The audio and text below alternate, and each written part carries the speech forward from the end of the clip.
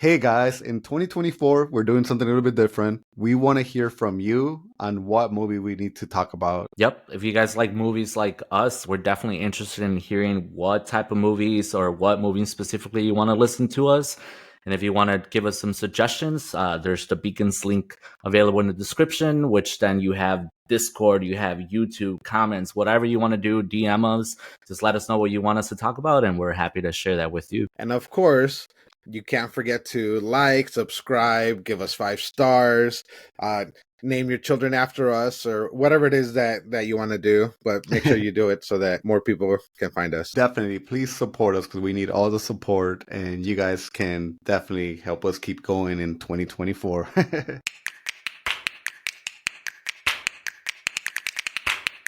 Hey everybody, welcome back. Today we're here to talk about the 2016 film, Your Name. And as always, I have here with me Ramon. Hey guys. And Raul. Howdy.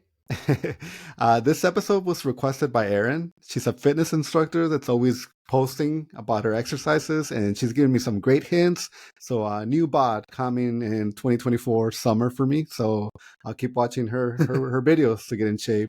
But I can't wait to talk about this movie, man, because I'm glad that somebody requested it, because we just talked about Suzume, and here we go again. This movie was freaking amazing, and I can't wait to hear your thoughts on it. Ramon, what did you think about this movie? Well, I never know where to start because I'm like, one, now I have to memorize the director's name, right? Makoto Shinkai, because love his movies now, apparently. Like, I didn't know this. But man, if I thought I loved Suzume, freaking Your Name was just like extra good. To me, honestly, it took me by surprise. I love the idea of watching a movie without knowing what it's about. And I think this is a movie that definitely takes you for like a freaking ride when you don't know what it's about. And then as you kind of finish it and you're like, off wiping your tears and you're just putting yourself back together, you realize that, I don't know, it has like really great elements that reminded me of like freaking Eternal Sunshine of the Spotless Mind, like Interstellar. Like, what else? Like, it was a couple other movies that it just, like, made me feel so many things. And it reminded me of some really, really hardcore, great movies that I love already. And I just kind of got added to the top of my list for some of the other, like, animated ones. No, it's funny because as I was starting to watch this movie, I was already ready to, like, defend Suzume. Like, no, this movie is not going to be better than Suzume. But man, was I wrong by the time I finished it, man? And we'll talk about that. But Raul, what did you think about it? There's so much going on in this movie, and you kind of see So I will say, Suzume definitely looks better. But it's a more recent movie, and you kind of get the hints of like the artistic style and what's gonna turn it into Suzume, like aesthetically. So it's not quite there. It still looks good. I love the animation style. But this story was just like, from the beginning, you're kind of like wondering kind of what's happening, and then throughout, you're still kind of wondering like what's gonna happen, like what's really happening, and it's honestly it's hard to. It's a very, very, very well done story when it comes to this, and it just I loved it, and the characters were awesome, and the story was awesome, and I loved it. No, you know what? I think the movie purposely in the beginning confuses you so that you don't know what's going on. Because, I mentioned to you guys as I was done with it, I'm like, I'm definitely going to like rewatch at least the beginning part of it. And now that I saw the beginning of it, it's kind of crazy, man, because the movie starts with the meteor falling down. It starts with a bunch of like the scenes that we see towards the end. So it's like, man, you almost get the whole movie like right in the beginning. But yeah, no, I see what you did, movie. I see what you did, and I applaud you for it because you did it very well. And Ro, in the last episode for Suzume, you're like, will somebody remake this into a live action? And I think for this one, I almost feel like you could do a live action just because the story is so good. Oh, you can. The story is so good. You can. Yeah, and it's like Suzume should never be done live action. This one could be done live action because the story. I think this one has like that potential as long as you get like the scenery, the landscapes, because it seems to be like a huge like part of it, these yeah. movies that he's working on. But I think, I was thinking the same thing too, just because you know what, another, like, The Notebook, that's another movie that I reminded, like, there was just so many elements of like great movies that I've seen that I'm just like, and again, I don't care, like, I love just like the animation style regardless. So to me, it's just more about the story. But yeah, I think once you say like, hey, let's put real actors, real live action, it could still fall short, but which is why I'm not like, oh, we need it. I just think it's an incredible story, like you guys said. Like, Well, it had me freaking kind of confused, not confused, like, and I couldn't figure it out, but it's just, it was definitely, once you figured out that it was probably like not something wasn't adding up when you were just seeing them back and forth. I just didn't expect the things that were actually happening, right? That it was like the 3-year difference and all that stuff. Like, it was crazy.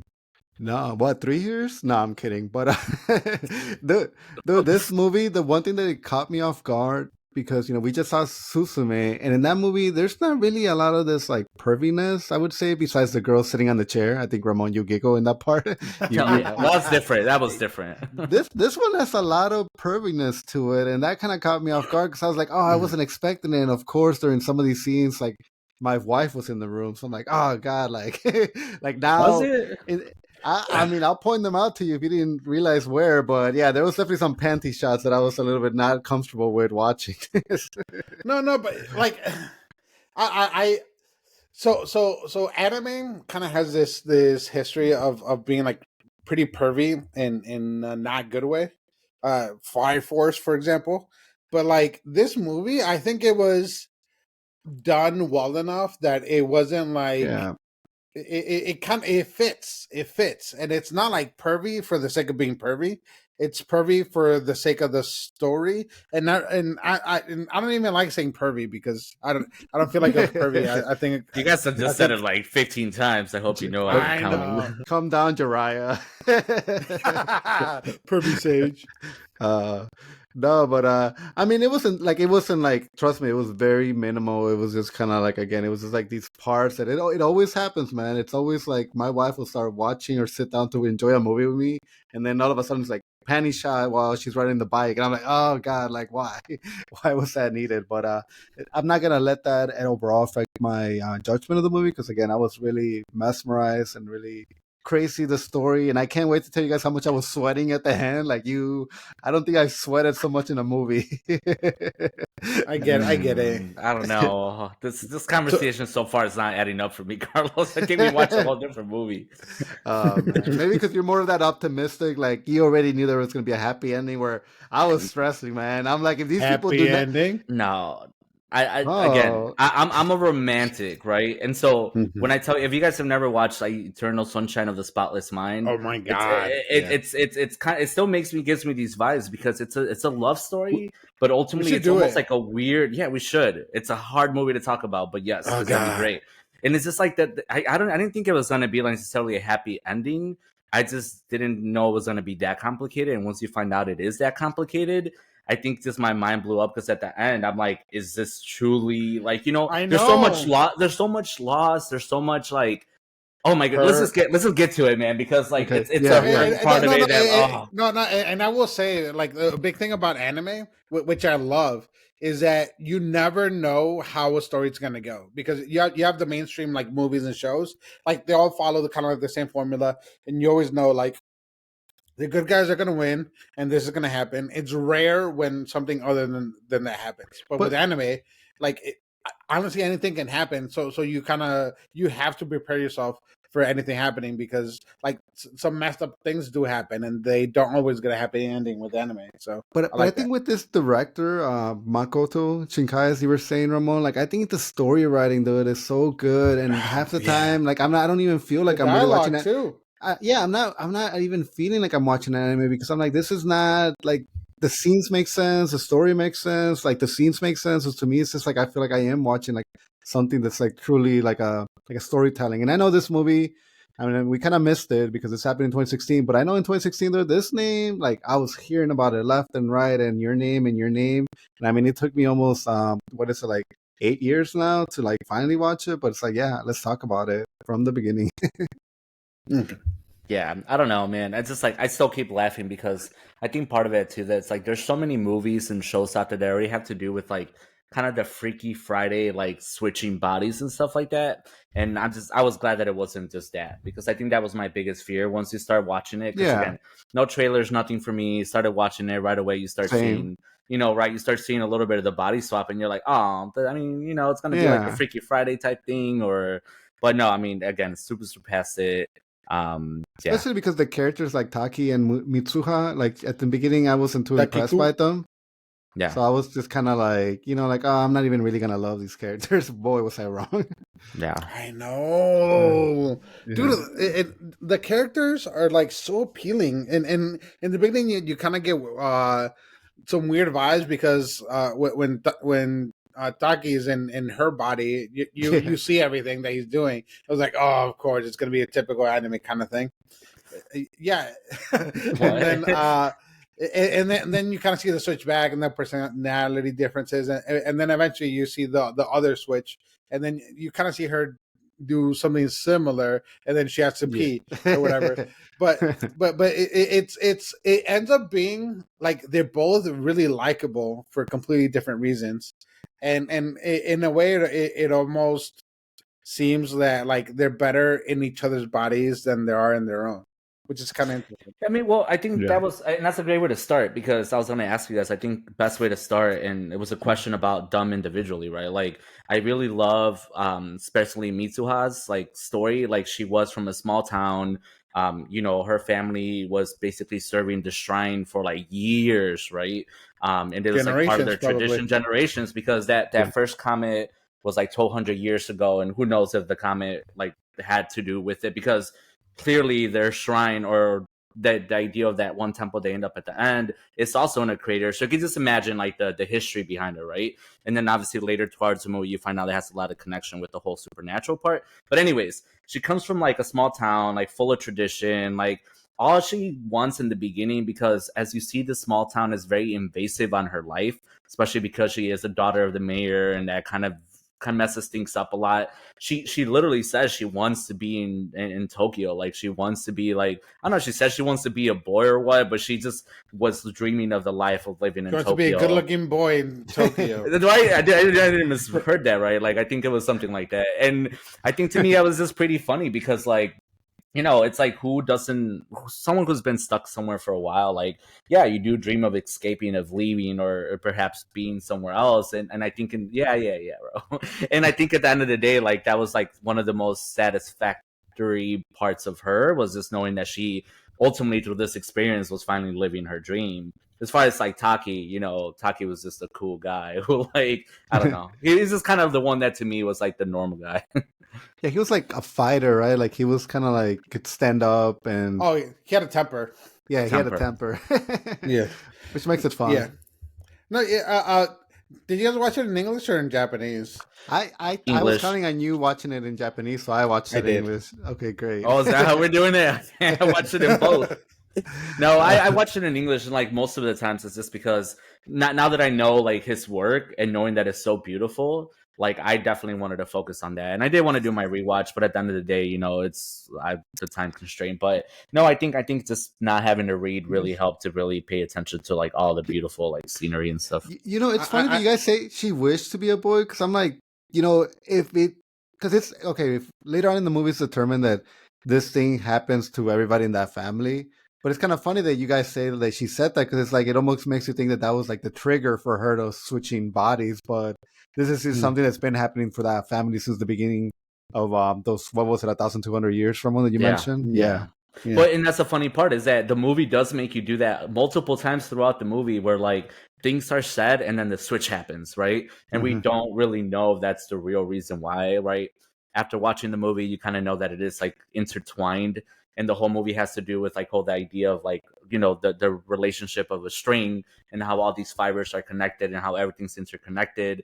But just the idea that, in time, space and time continue, like, clearly it's and one existed. Well, better than I was that just crap. gonna say, like, somebody show Christopher Nolan this movie. Yes, better than that crap. No, that's what I'm telling you. It kind of reminded me more of Interstellar because of that reason, right? Like, there's things that are happening at the same time, but not at the same time. And then ultimately, see that right away. It makes you feel that way. And it's like, I don't know, but Interstellar, and I think this is like the animated love romantic version of Interstellar for me now, because it truly does have that appeal. But I don't know. So yeah, again, just going off of their characters, I really found them to be like really likable, but I did definitely like her a little bit better. Like Mitsuha to me was just like the character that I loved, because I think being grounded being grounded in tradition, small town, like it's just, like especially when she was doing the whole can't even remember the name. No, yeah, the traditional dance in order to make that sake using their like spit, like that was beautiful, right? And the fact that kids are gonna tease her and make fun of her, but then that's just part of who she is. Like, I don't know, that to me always is like so impactful to that character. Just add to it. Yeah, I mean, the only thing that I found weird about her in the beginning, and I mean, we get an explanation later, but it's about her dad and the fact that it's like the mayor and he just seems like a dick, and you don't really understand like what's going on, or why she's kind of like mad at him, because when she wakes up in the house, he's never there, so you kind of get that story plot later on. But the dad, the dad never, for me, he never redeemed himself, and he was just like a crappy dad. I almost wish when he took over her body and he was kind of screaming at him, like he would have punched him, and he knew what was happening too. That was like kind of the crazy part about it. Yeah, like, who are you? But see, and I was wondering why that was so important, but I think it just has to do with the pressures of a small town. Like, this is your tradition. And not only that, because clearly the grandma's the one that's really about the shrine, like, traditions, right? Like the Shinto traditions.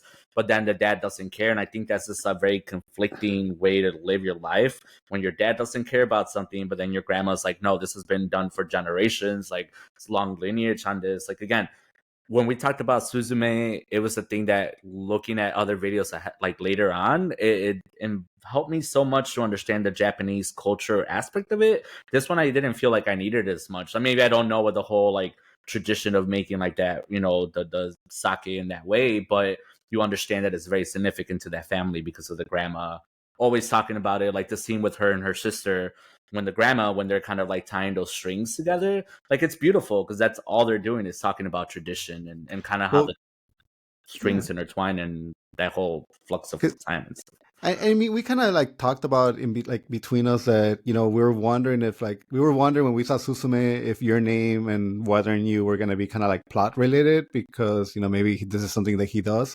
But even in Susume, like the guy that turned into the chair, he was like, that was his tradition. He was to be a closer, and that was part of the family, and everybody did it. Every generation did it. So it's kind of funny, because now we're here talking about your name, and this movie also talks about traditions and keeping that going. So that's kind of interesting. Yeah, interesting. I like it.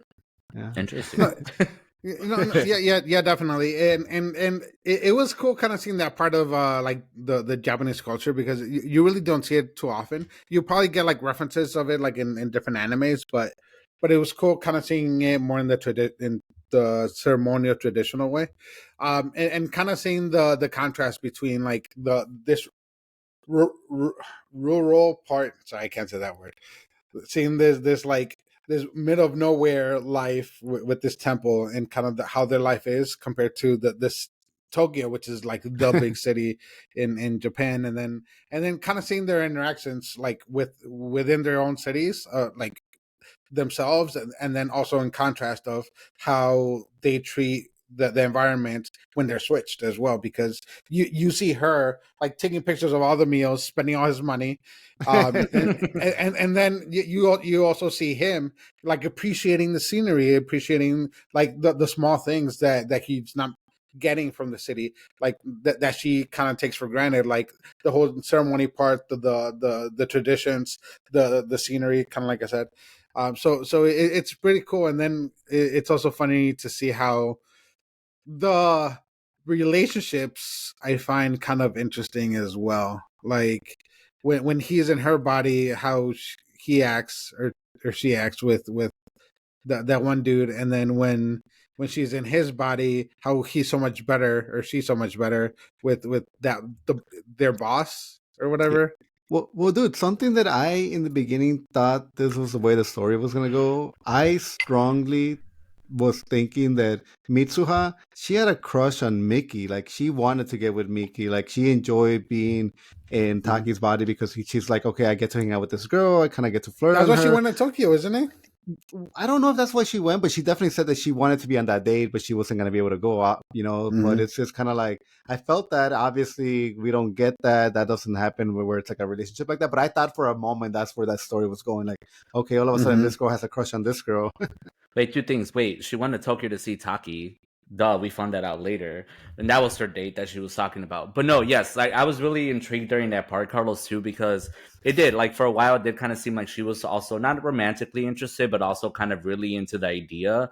But I think she was just living through him, right? In a sense, like, I mean, obviously, talking in a sense of once they started switching bodies, I think that was probably something that for her was different because, like, here it is, the opportunity to kind of flirt with someone. Like, at this point, they kind of knew that it was not a dream and that they were truly kind of like swapping bodies. And I think she took it like a challenge to like help him, right? Like to help she was being a bro. Yeah. She's like, I set you up on a date. But at the same time, though, like especially when she said like not that she went out there for a date, but when she said that date, like I set that up for me, it's because I feel like she did need like another friend or someone different to like kind of in like basically be there with her and share this experience in Tokyo.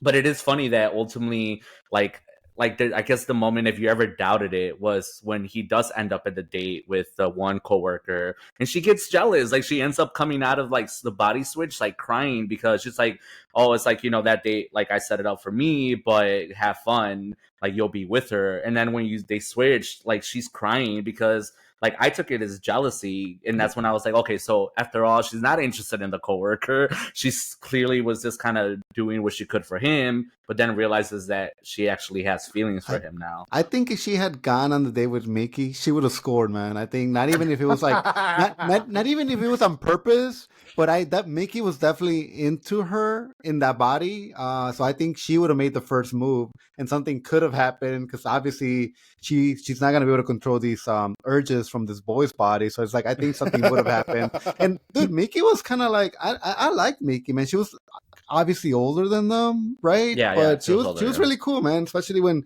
she decided to go with him on that trip, later on in the movie.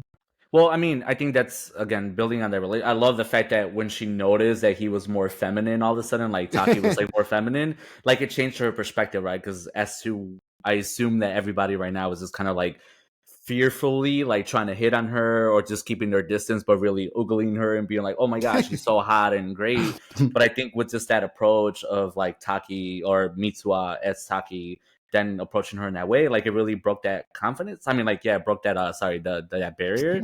But yes, like you're right, like definitely later when she joined them, like I do love that relationship too. Like her relationship with Taki slash Miwa, oh my god, spacing out. Mitsuha was just really great because then you saw her kind of think of him as a friend more than anything else. Because the second that she questioned, like, you do love or you like someone else, don't you? And he's like, what? What are you talking about? And the fact that she was able to read that, and not only that, but then take that as a way to be like, okay, cool. Like, clearly we're not interested. And the way she played it is so cool. Like she was definitely the adult, the more mature one. She wasn't until like she got close to him to see if he would kiss her. But once he was like, what? No, that's nothing like that. She knew, she got her answer, and then she totally turned it into like a friendship. So she looked really cute in that outfit too for that date that she picked. Yeah. What? No, I'm checking out the No. This whole episode there. No. She was definitely supposed to be like the cute, well dresser. Like even when they were going on the trip finally, right? Yeah. She was like super cute. Like, hey, travel like outfit. Let's go. You do know that she's animated, right?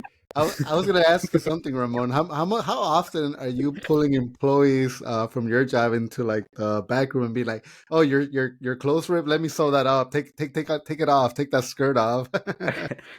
Not gonna mess with that one. Well, I mean, and then just to mention how that happened, like the fact that some freaking a-hole dude trying to get his way and get a free comp meal freaking pulls out the box cutter to like cut her skirt. Like, what the frick? I didn't know what he was gonna do with the box cutter. No, the guy, the Patreon, because Raul was looking at me like he doesn't know what he's talking about.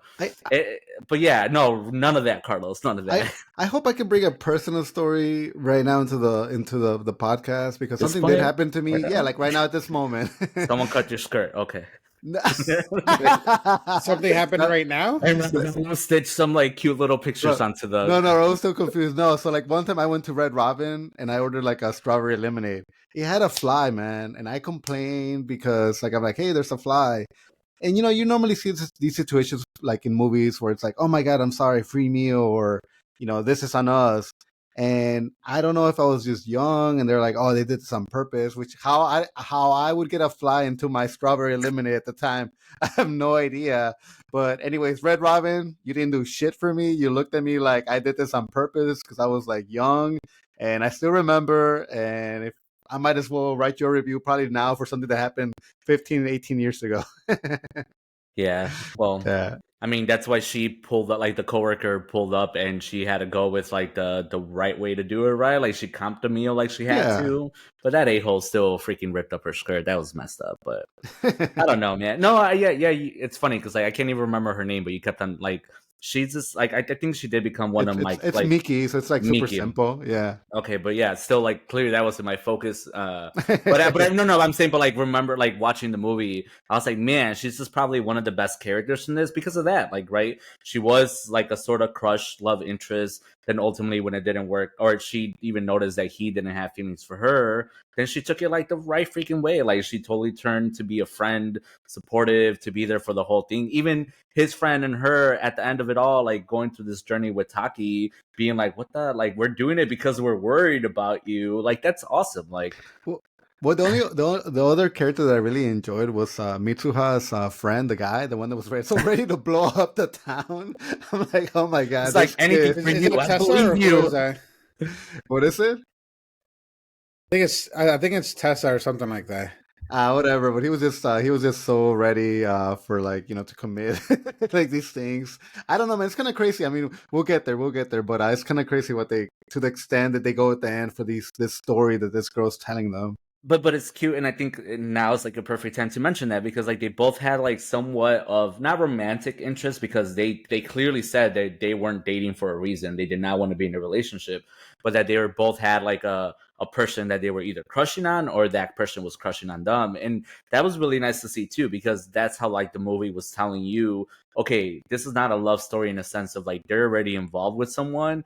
They're not looking for someone. This experience is so happening to lead them to like their soulmate, quote unquote, or their person that they like are should be with.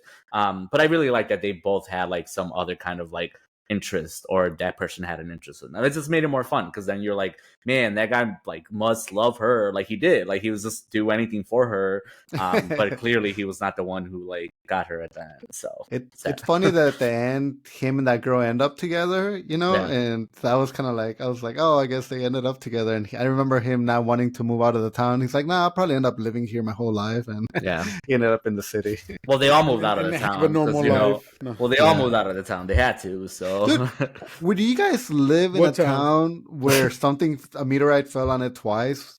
A meteor? Would you guys could live in a town that happened to it not once but twice? Yes. Yeah, but it was 1,200 years apart. I was gonna say it's the same answer. Yes, but only knowing that those kind of occurrences happen like thousands of years spread apart. Like if we knew that was a problem, we would know about it nowadays. That hey, this area on Earth gets hit by like meteors like every 2 years. Like no, avoid it. That's the randomest thing ever, though. But then again, people live in some areas that I'm like, why? I mean, no diss to it because I have family in Florida. But like you have a part like Florida where you have hurricanes every year. I'm still like, why? But you have your life, so I respect it and it's cool. But I would live in this town. we technically get tornadoes, but not okay, here. Yeah, but that's what I'm saying. But we don't have to like board up our like houses every single year, 100% of the time. So what you don't know, Ro, is that me and Ramon are secretly waiting for the next earthquake in San Francisco so we can buy up a plot of land after it happens. I'll take a little island house in the Bay Area. Yeah, that's messed up. That's messed up. With the bigger bay. With the bigger bay, one of the little ones and stuff like that. No, man, it's just like that's kind of what this director does with his storytelling. He talks about like disasters. And in this case, this happens to be something that comes from outer space and stuff like that. I mean, it hasn't hit big, but one day could happen. But I think it was still influenced off that earthquake that we were talking about when we did Suzume. The 2012 one? Yeah, whenever it was. But that was the thing. I think it's still inspired by that. It still comes from like great loss. And I love that idea in a sense because I mean, if you just think about how many people we have on Earth, right? Like people are dying all the time, but when you think about natural disaster, it happens in like such like big numbers that we don't think about it because we're not there, we're not affected by it. But I could just imagine being like a relative or a person who actually lived in those towns that got hit by these things like crazy, and then just to imagine the stories there afterwards. Like even Taki, do you know that he was the guy in Godzilla -1? And to me that just blows my mind because that was another movie that has to do with Japanese disaster. Well, And like the voice actor. yes. Oh, really? And to me, it's just Really? so yes, it Yeah. is. I believe Japanese so. actor? Yeah, it's the same name. I Oh, believe so. crazy. Can't be two by the same name, right? But anyways, the whole point is No, like, it's I mean, not. okay, you look it up while I'm talking. I- No, but yeah. It But yeah, is. Oh my god. He was in Godzilla. Well, I don't know if he was the main guy. it Just is. Koichi. It is. He's so pretty. Wait, no, that's him. Well, Machima. Anyways, well, I just Yeah, found out is today that that. is that the character's name, Koichi? Well, I just found out today that Yuma from Jujutsu Kaisen, the Japanese actor, is the same one that does Shinji from Evangelion. And I'm like, oh, that makes 100% sense. Yep. But yeah, no, the whole idea of disaster is just it's like it's I don't know, which in this movie it does great because that whole idea too, like you said, Carlos, even visually, when you see the landscape of the town, that it is built on a crater, right? Because they have the lake that was built by the crater, and then also where they have like the family like shrine underneath that rock and tree, that was like a whole nother crater, right? Maybe not the same impact as the one 1,200 years ago, but just the idea of like it is a spot that has been hit multiple times by passing by comet, drops off meteors, like it's crazy. But you know, there has to be the magical element part of it, so Yeah. it makes sense. I was actually kind of wondering if it was like a volcano or if it was a crater too, because Yeah. you like it's in a mountain. So I thought like, is this just a giant volcano or is it a Yeah. crater? Yeah, I I mean, Well, I No, assumed go it was a crater because the movie started with a comet, you know. So I was Yeah. like, I bet it made sense. no, I mean, we're talking so much about the comet that I do want to say when the movie did the whole review about, her town. Like, I don't know if we're there, but Toki's like determined to go and find her, and he does. And when he finds the town and what happened to him, man, like to me that was a crazy plot twist. Like that was a plot twist that I was not expecting at all. That's what I got so interested in the storyline. And I think for the last hour after that, I was just like, oh my god, where is this going? What's gonna happen? How do we resolve this problem? So that was awesome, man. That was really great storytelling because I never expected it to be like 3 years. No. Yeah, when he tried to call her, that was the Yes. first time. That was the first time I was like, oh, are they in different times? And then like, So- but I had no idea how much of a time difference it was. Like, but then I was like, no, wait, they both have smartphones. It can't be that far apart. But then I was like, is this like weeks? Is this years? Is like I just didn't know until they kind of said it. What to me like the most hard I think the saddest part, I mean obviously the final like when they connect at the very end at the crater is like the most beautiful moment, right?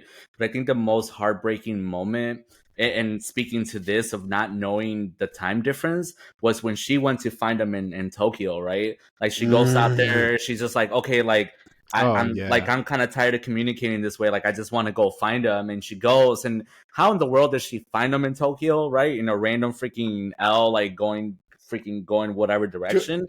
She was in his body, so she knew his route. Yeah, oh, that's true. There you go. That makes sense. But still, like, so then she finds him, and he has no clue who she. Like that to me broke my heart. 3 years before that, yeah. Well, I have a big question, and you just brought it up, bro, because this is also was bothering me as I was thinking about the movie.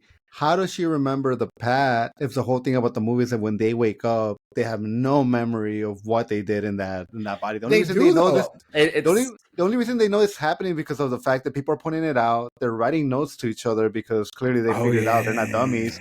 But then I'm like, how do they remember anything? Because the whole point is that they don't know they don't know what life they're living in over there. Like they don't know nothing about it. So I'll tell you, one, because like this is what I was figuring, and two, because just minor listening to a couple things, people associated to her like headband to the string. Well, the thing is, like, remember the whole thing was about like the strings and how they're like intertwined, and it's like lifetime and everything is like intertwined. Well, the whole thing is that while they were having that experience, and especially when he had the ribbon, that those experiences were shared and they had this connection during that whole time. But if you notice at the end, when he does give her like ribbon back, they forget immediately, like almost immediately, who each other are. So the whole thing has to do a little, it's more magic than anything else in a sense. If you really think about it, it is meant to be like, oh, cool, like this is believable that we are having this connection, that we're talking through time. But at the same time, it is like the memory, like it's happening at the same time. Like they were both 17. They were both 17 when they were having this connection. It just so happened to be not in the same like plane of universe. Like I don't know. It's just like that's a crazy part. But that's why it was so sad for that part, because I even wanted to believe that it was that easy. Okay, if you're switching bodies, what's so hard about like ultimately finding each other, being like, hey, it's probably time we meet up. And when it finally happened, like it was so freaking devastating. But then she gave him the ribbon, and then to me kind of created that connection going forward. So it's actually like going back in time to set up for the future. And then from there on, like he started having those experiences because he switched bodies. Well, he switched bodies right away after she gave him the ribbon, like ultimately. So I don't know. It's just it's very much like those types of movies, like Interstellar, Bro, even Marvel. Head, but I want to say, whose ribbon do you have on your wrist currently, Ramon? Who are you waiting to one day run into? Me? These are all mine. These are all from trips and stuff. So this is some Mayan love right here from a Mayan village. You're shaking your head. Some hot takes are about to happen. Tell me what's going on in your mind. Well, he didn't start switching bodies as soon as he got the ribbon, because it was 3 years later that he started switching bodies. Because he couldn't even remember who gave him where he got the ribbons from that he had on his wrist.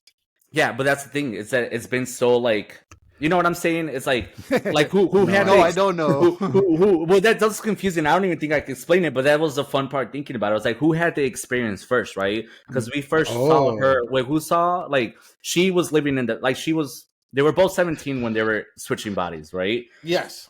So it's kind of like if they were both in two different timelines. They were in two different timelines. Yeah, because he technically experienced her first, like when they met, and so she experienced him like at the very end, like in person, and he experienced her right in the beginning, or like before even the beginning.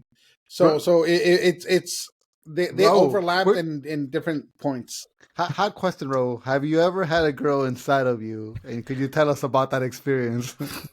Well, it all started when I'm kidding.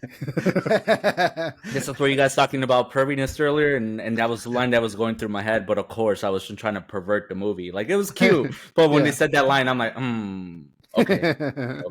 No, I mean, again, I don't think it's like a definitive answer unless we look it up and find out. I think that was part of the movie, right? It is meant to make you. It's really meant to like fuck with you and think of like really in retrospect, going back and being like, who did have the experience first? Clearly, when he was going through the experience, she was already dead and on his timeline. But on her timeline, like he was alive, right? So it's like in reality, like he wasn't truly like, I don't know. It's like he wasn't talking to a ghost. He was just talking across timelines. Timelines. And it's just, I mean, that whole idea is just ridiculous in a crazy, like, interesting way. And I love it. And I really don't care to find out, like, who was first. But it is, like, that whole idea the chicken of the was intertwined. Yeah, maybe. Or the egg. Who knows? Because it was the mutant. Because, I mean, even if you think about it, when everything got fixed, technically that timeline did get erased, the one timeline. So it's kind of, I don't know. I like that this movie makes you ask those kind of questions. It's a whole different conversation, but again, I don't think three dudes gonna like say this when clearly the director, the creator is like the one who has maybe the definitive. But I think again, what makes it beautiful, because amongst the love story, and again, so I mean, I guess we can go back to it. Like, I love the idea that amongst them switching bodies, they were falling for each other little by little. That as you get towards the end, when they're like so like they're fixated on the idea that there's no one else, like they just need to meet each other.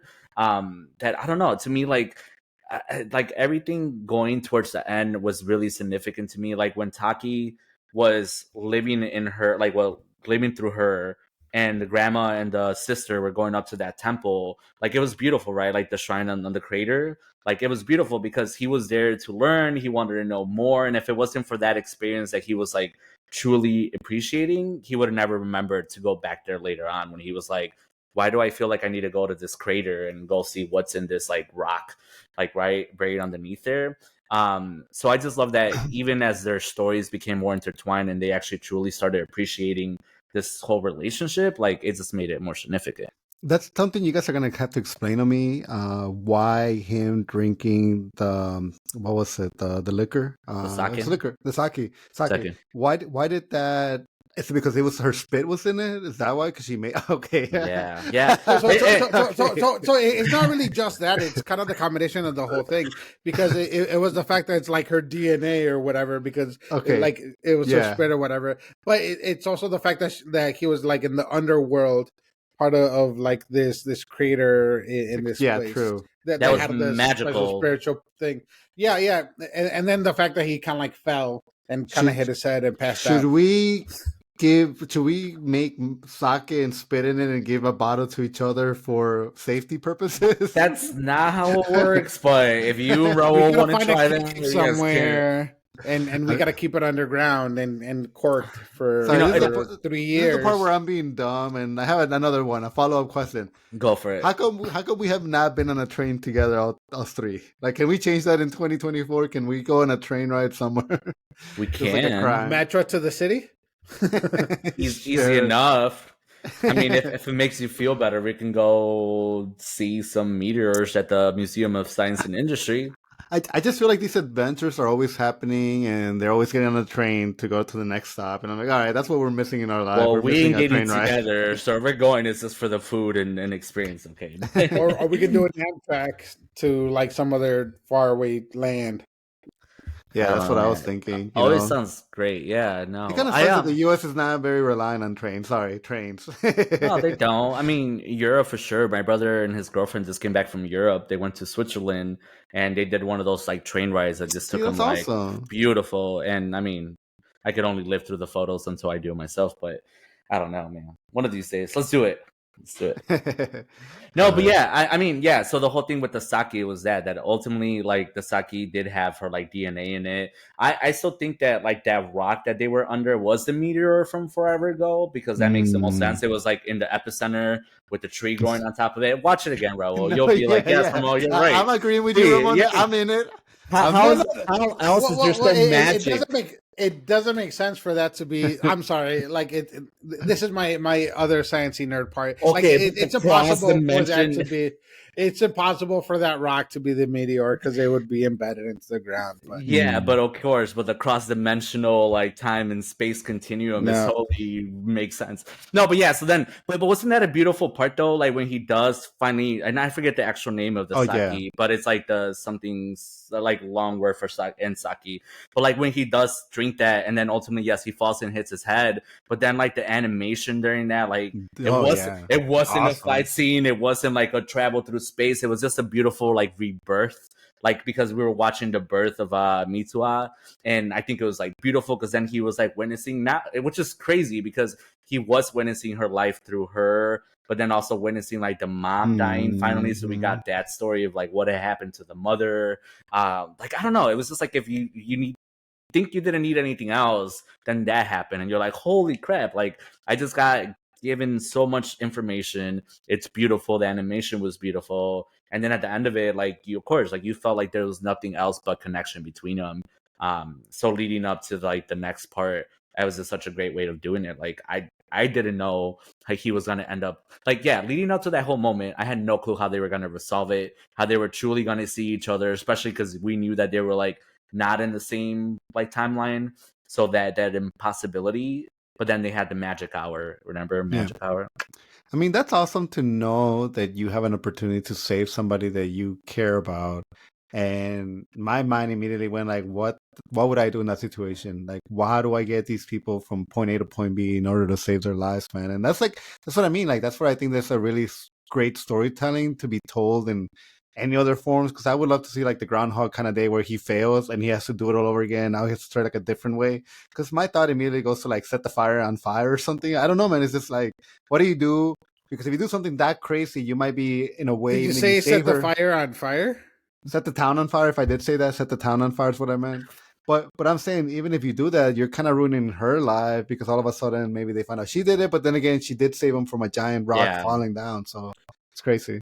And that was another thing too. It's like when it was another cool part when she technically, because again, they were kind of experiencing the lives at the same time, right? Or like interconnecting.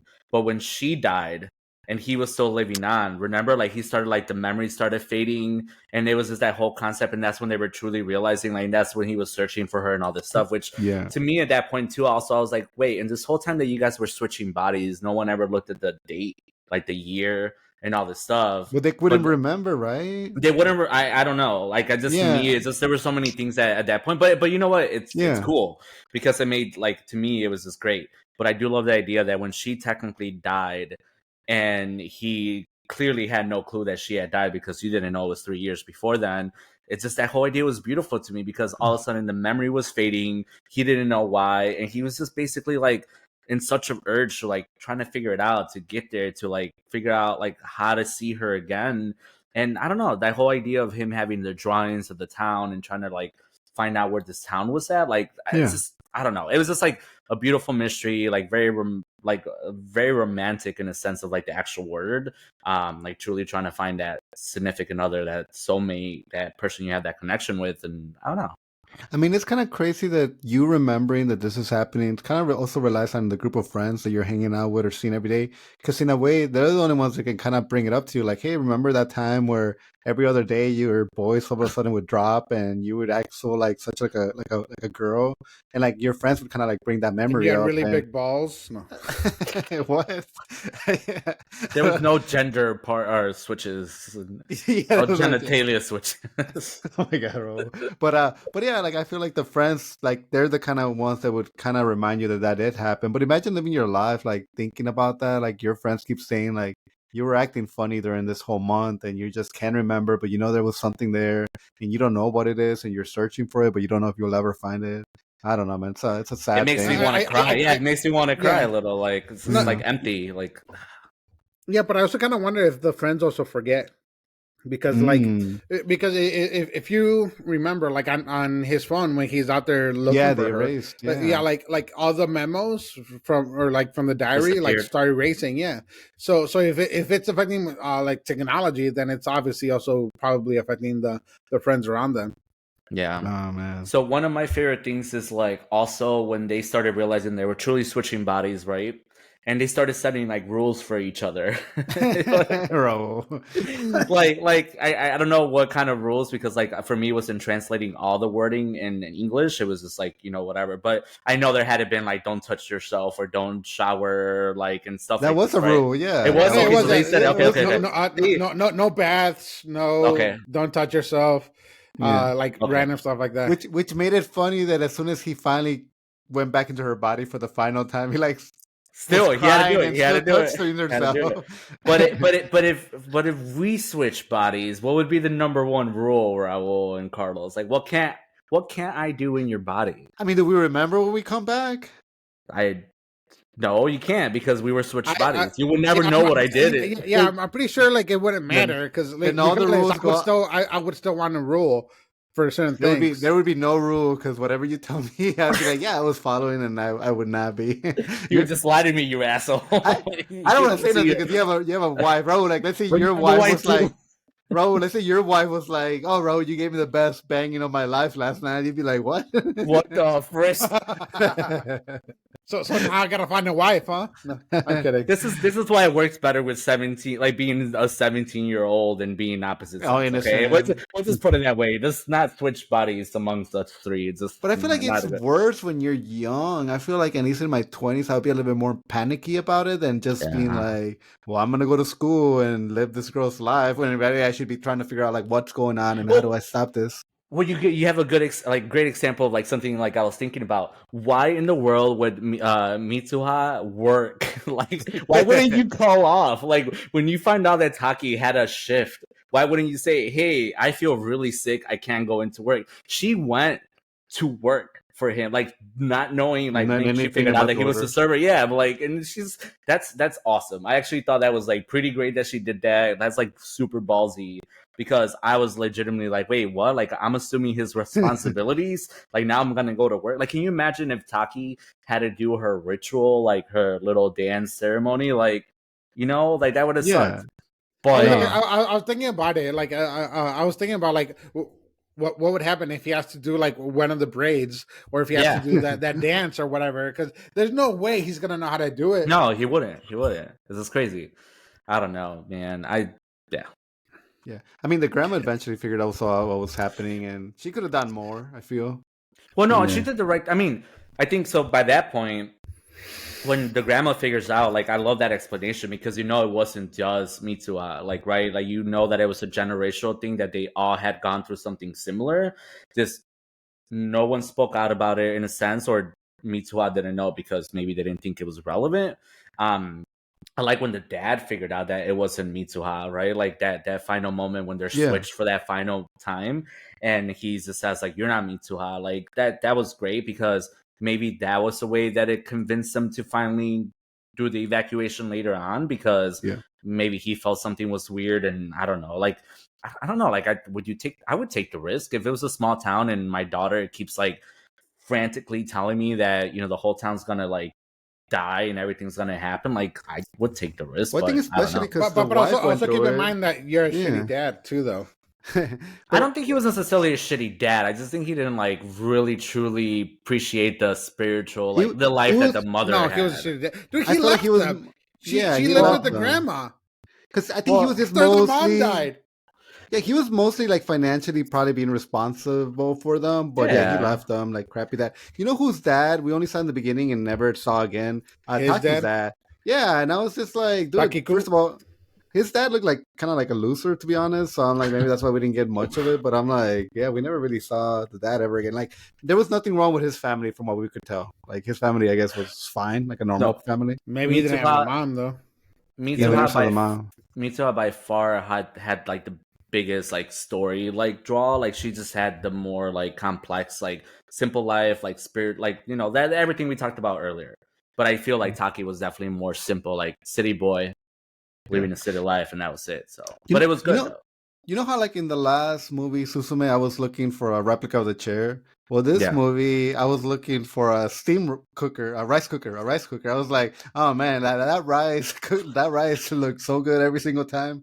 Twice I saw her like getting rice from that thing. I'm like, man, I gotta get myself a rice cooker. I was gonna say, those are everywhere, right? Like I know that won't be hard to find. The chair replica was for the hard. chair. I mean, I found a few, but like no, I mean, so I got you. But no, so then I guess it's appropriate to talk about like that last final like moment that they switch bodies, right? Like where he in her body is trying to like like you said earlier, like trying to conspire to like make people think that they're gonna blow up the town, and there's this whole like elaborate way to like get the people out of there. And I don't know, like to me that was just like great. Like I can't even imagine. It reminded me of freaking Majora's Mask, like if any of you guys like love Zelda. But it's just that whole idea of like what's going to happen in a few hours. You have a limited amount of time. Like your job is to convince everybody like run away before the moon crashes down. So like to me it was just like pretty crazy to kind of see him and kind of struggling and trying to figure out how to get all that action. Nobody was taking it seriously. That I actually had doubts that it even worked. Honestly, man, like we're just kind of told it worked, but I even have doubts that nobody died. Like BS. I'm pretty sure that's kind of the point too, though, to kind of keep it a little bit more ambiguous. Well, like while you're going through it, I think the point is for you to not know like whether they actually said they're going or not until they had all the news clippings and all that stuff. Well, no, and then at the end too, they showed a bunch of people from the town, like living in Tokyo. So I was like, oh, okay, other people survived. It wasn't just like Mitsuha. A lot of people that had died on that report or whatever, like her two friends. Yeah, but then all of a sudden, all these people were alive. Like like Taki even saw the two friends. Like the little sister was in school. Like all these things, which that was beautiful. By the time it started hitting those points in the story, like in the movie, I was like, okay, good. But then in a different timeline, they're all dead. So it's just kind of. Well, dude, I was telling you that I was anxious and sweating in the last 20 minutes. It's because I did not know if they were gonna like reconnect. Like the story was making me so anxious as far as like how how deeply it went into like, let's not show that they're gonna just all of a sudden like 2 minutes later like reconnect. It was just like 5 years had passed and he was going and looking, and like I think the plot went for like 20 more minutes, and it's like, oh my god, like are they gonna find each other? Like, is this gonna happen? And I was sweating, man. Like, it was making me so anxious not to know that these people would, because I'm like, at the end of the day, if this movie would have made it a point like they never got together, that was it, he saved her Nah, life, they're never gonna, like, that would have been also kind of like, oh shit, like damn, okay, I guess, like, props for sticking to that. So I wouldn't have not been surprised if that would have happened. Hey, quick questions. Since you guys started in English, did you guys see what he wrote on her hand? I love you. Yeah, Was that it? dude. When Really? when he, yeah. How did you know? You didn't watch? You watched it in Japanese? Is that what you said? Yeah, yeah. It's on Japanese, that- then it had the subtitles, and it said so like when they were still like in the twilight time or whatever, and then he wrote like they were writing on each other's hand, like each other's name, and then you just saw that one line in his hand, and it kind of broke your heart, like, oh, he doesn't know her name or whatever. And I kind of get the whole point of the name of the movie, but then Yeah. like you knew, like, all right, at least he wrote his name on her hand, and then like she fell or she tripped or whatever going down the hill, and then she finally looks at it, and then it just said like, I love you. I was like, oh no, Oh Yeah. my god, I didn't know breaking. that. Like, it's Mm. beautiful but so painful because now she doesn't know his name still, but he knows somebody loves her. We got to backtrack because we can't just roll over the most romantical part of the whole movie. Like, literally made me cry the whole time. Like, that moment during like the magic hour, right? Like when they finally freaking see, like, that was so freaking great because even the movie played it at like they were still not in the same plane of existence, right? Like they were kind of like reaching for each other.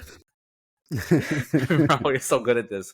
No, I just, yeah, it was beautiful. Like, I was so freaking emotional when they finally truly were in front of each other, like undeniable. And you knew at this point it was because of the magic hour, right? Whatever that comet does to that freaking world because of the meteor, like the crater and everything else, like whatever happens, like it's happening. Like they were in each other's like lives at that moment. And it was just crazy because, like, they weren't on the same plane of existence at this point. You already knew that. And so just to have that magical moment was, like, beautiful. And then also knowing that it's going to end, right? Regardless. Like, there was no way. It wasn't like, oh, cool. Like, we saved everybody. She stays in this moment. We walk out of here holding hands. No, it wasn't going to be that. So yes, it was beautiful when like they were supposed to exchange names, and she couldn't get the name out. But instead of him putting his name, he just puts "I love you." And I did go back, put it in Japanese just for that moment because it didn't translate it for me either. And I was like, no, there's no way. Like, I'm like, what did it write? Because I was like, sorry, excuse me. Oh no! I was so freaking you guys into missed it. the moment, dude. It was beautiful. Well, yes, like, it hurt my heart so bad. It hurt it and made it happy at the same time. But that's why you can rewind and change settings. It's okay. This is why I'm kind of sad that Funimation's shutting down, and then it's Crunchyroll, because Crunchyroll in English doesn't let you have subtitles in English, and it's like upsetting me. Yeah, it's upsetting, but it is what it is. But then, yeah, beautiful moment, super sad. And then what, again, I didn't know how it was going to play out is like the aftermath, right? I didn't know it was going to be years later, years later before they actually like freaking met again. Like, this is like a whole life later. What, 7 years later? It was something like that. It was like crazy. It was five. Five? Okay, he'd already graduated, like all this stuff. And again, if you thought you hadn't like cried a little bit or enough during that scene with the crater, but like seeing them kind of like miss each other for a second and they kind of glimpse at each other, like, God, my freaking heart. Well, that's when I cried in the final scene where they're like at the stairwell, and it's like, are they going to talk to each other? Are they not? And when they did, and they were crying, that's when I cried, and that's when I knew this movie. I'm not crying. You're better crying. Was better than Susume, because I'm like, Susume didn't make me cry, but here I am like tearing up. So if you think about it, it was 8 years for her. And for him, it was 5 years. Yeah. Okay. Yeah, that's almost like a little hard to like figure out, but I think at the end of the day, it didn't even matter. But just to think that, like, and this is kind of where it reminded me where like Eternal Sunshine of the Spotless Mind, like having to spend those years after that encounter forgetting about each other, not knowing who they are, and then ultimately like years later already having a whole life in Tokyo, like for Mitsuha, right? Like Mitsuha, like she clearly had a whole life and then still felt the longing for someone that she knew that she loved. And that moment that they see each other was like crazy, powerful, and crazy and beautiful. And I'm done. Shut this shit down. Closing my laptop. Dude, and I love what this kind of tries to say about love, like because it's saying that like the love transcends time, love transcends like even memory. Because like if you love somebody, then you're gonna love them no matter what, especially like if it's that deep of a love kind of thing. So I don't know. I think it's beautiful, kind of like the message that he's saying. Well, dude, when they saw each other on different trains, I'm like, how do you go about it so that you guys Meeting. can meet? Because you guys don't know what each other is gonna do. It's like it's one of them just gonna get off and wait for the others. One of them just gonna like, like in this case, both of them ran towards each other, and I guess leave it up to fate for them to actually cross paths. But I'm like, that makes no sense. Like they're not gonna see each other. I don't even want to know your answer because you probably would have missed her and never seen her again, Carlos. No, I would have gone back to the train station. I would have waited there the whole night. Yeah, no, and that's the funny part too. I did think about that for a second because I had the anxiety of like, holy crap, like you guys got to get back to each other like right now. So it's like, what do you stay at each other's stations like the next stop? That's what I'm saying. Do you go back? But I think they had the right thing, like just run towards wherever the middle is, and I don't even know if that's what they were truly doing. But just happened and they so happened to like cross each other. And again, it's so impactful that the fact that they first when they cross each other, they almost didn't like react. And then, he looks up and then she eventually like turns around too. And then they eventually just like, wait a minute. Fuck. No, man, great storytelling. Go ahead, Ro. No, yeah, and so the way that I kind of saw is that they probably just ran towards towards each other's stop, like what the next stop was going to be, and like in hopes that they ran into each other on the way there, or at least ran into the other person at the stop. I feel like that's what Ramon just said. No, yeah, but anyway. But like I also did like kind of his progression, because like the whole thing with him was the fact that like he wasn't like brave enough to like hit on his boss, on his manager, or whatever, or like to talk to girls in that way or whatever, which is what made her so much better, because she was like better at it than he was. And then kind of like at this end, he kind of like, because he couldn't even say I love you to her, which is why he like wrote it on there, and then like at that moment he finally kind of got the courage to like actually like stop, turn around and say hey or whatever, which is exactly what she was hoping that he would do, because like you have no idea how the other person's going to react, especially because you have no memory of anything. You just have this kind of like urge, this feeling like if you like know this other person, but like you don't want to also seem like a weirdo, which is kind of hard to do sometimes. They felt it. Like crying, it was undeniable. They both like, but they didn't know if the other person felt it. But they were crying. They were both. But they did. You see both of you crying, and you don't know why. I think that tells you like something. Yeah, but they didn't see each other crying until they turned around. Yeah, when they first. Yeah, but I'm saying they knew it. It would be weird if one of them we should get a sequel, right, Ro? Where we no sequel. We're done. This is perfect. This is good. I need to know what happens to their lives, like how many kids, where they start living, what kind of apartment, 2-bedroom, 3-bedroom. The sister should go through a body switching thing, since the sister's in high school now. I don't like that. Nope. And then we know what happens to her. I don't know, man. I feel like if they gave me the option, and I truly do love my wife, but I feel like if they gave me the option to switch bodies with her and go work and do like, no, I'm good. I'm good. Dude, she's a nurse. Yeah, I wouldn't want to switch. I wouldn't want to switch places with a nurse. Nope, I'm good. There's a reason why I'm not a nurse. But think about it, when she used to work at Starbucks, like maybe, Yeah, again, the whole romantic, we don't know each other well or yet at all, and then just kind of already having that like, yes, absolutely. I think it would have been a fun experience at one point.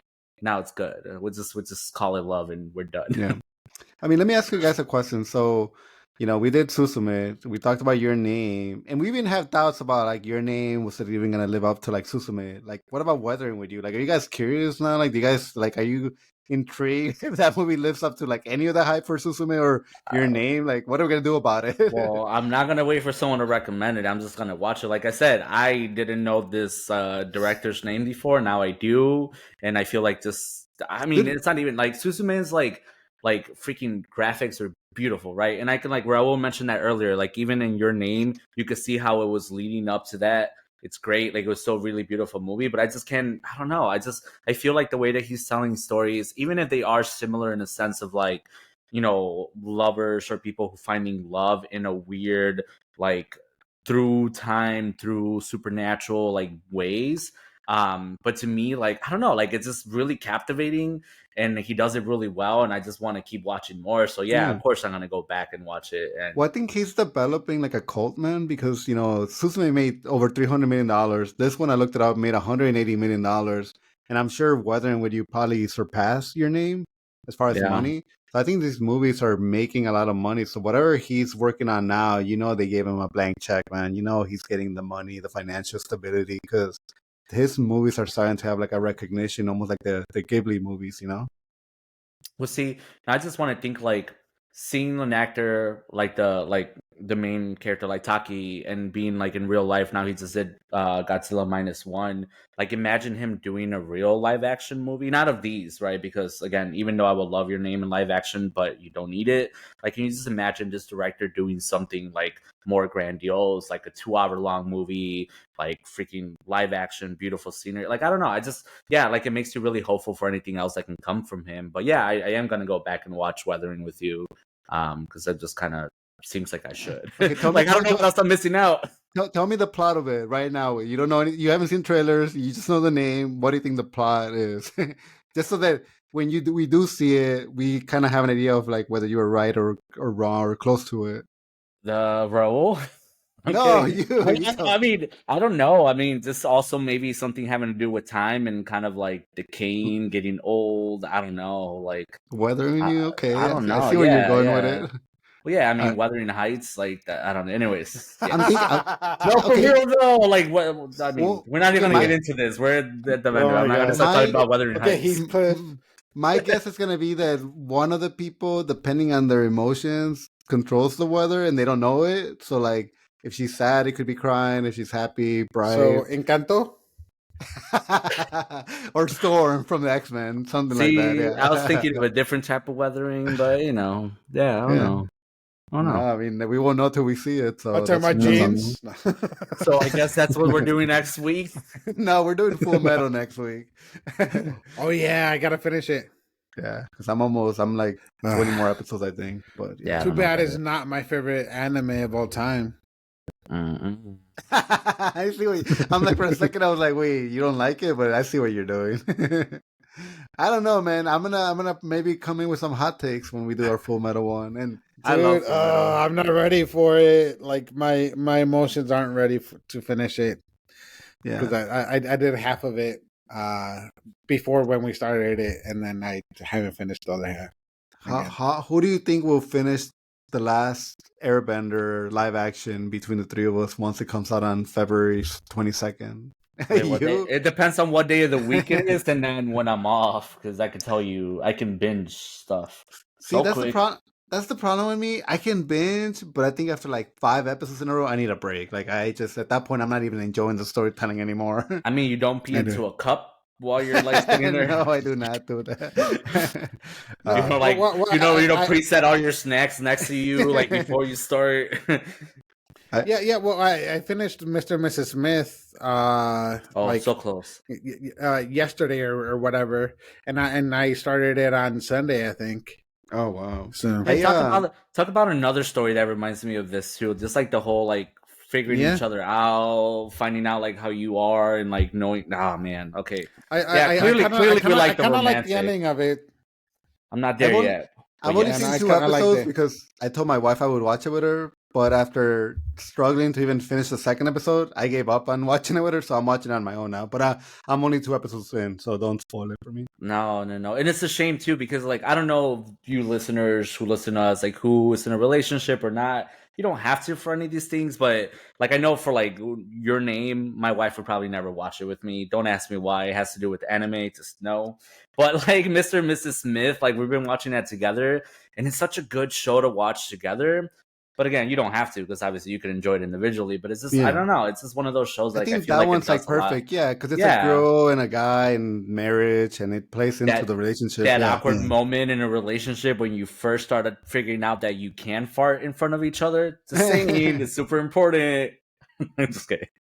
Yeah, I mean, No. But talking about that, I'm probably gonna watch one of these two, either Susume or Your Name, like, with someone this weekend. bro, Your bro, name, your name. how many No. dates have you gone on with the girl that you're seeing this movie with? Ah, 3, Say a 4. number. Four. How many days do you think it'll be till you guys both start getting on your knees, barking and licking each other like dogs? Was that so early on in Mr. and Mrs. Smith? It's like the second Yeah. episode, yeah. I was gonna say I Jeez. don't remember. It's not the second date. I was gonna say I'm also not married to her. I was gonna say I don't remember that being part of Your Name, but I guess I must have dozed off for a little bit. Man. Well, this was fun, guys. Really love doing this with you, and these movies again, just being new to us, have been such a wonderful experience. So I can only hope there's more of these like wonderful experiences later down the road that we just haven't seen, and we can get to experience them together. And this was all you guys, so keep recommending them because man, holy crap! Like I love TV and movies, but I'm still finding stuff that I didn't know. I thought it was gonna be so. way too soon to see this movie after Susume, but no, I guess not. It was just perfect, perfect what I needed, man. Especially like around Valentine's Day, brought the love in me. Dude, and honestly, like I'm so glad that people are suggesting some of these, because I would not have watched either of these two movies if it wasn't for this. But so like I'm so glad that people are like suggesting actually like good movies or like very impactful and meaningful movies. So thank you guys. We appreciate you. Oh, We definitely. do. Heart. Oh, okay, hard. Happy Valentine's Day to anybody that listening to this episode, because it is gonna drop around Valentine's week. So happy Valentine's. All right, talk to you guys soon. Dios. Bye.